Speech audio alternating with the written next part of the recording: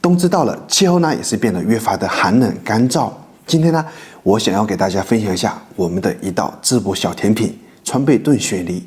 它可以帮助我们缓解肺部咳嗽以及我们的嗓子干痒。那么接下来我就教大家如何去制作这一道川贝炖雪梨。首先呢，我们要选择一款好的川贝。我们的松贝，它的 DNA 是最纯正的，同时呢，它的味道是微苦回甘。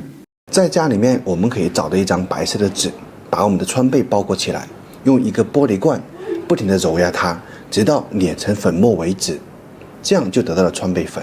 然后呢，我们需要选择一颗果实比较饱满的雪梨，它的颜色是呈淡黄色的，这也代表它已经成熟透了。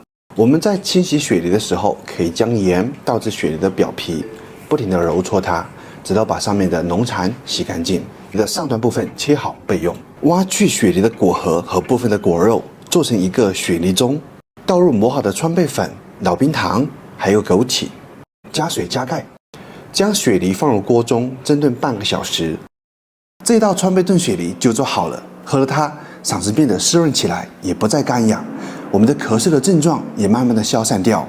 我们现在来品尝这一道秋冬季节的小甜品，我们的川贝炖雪梨。非常的美味，一道在家里面就能做的小甜品，赶紧试一试。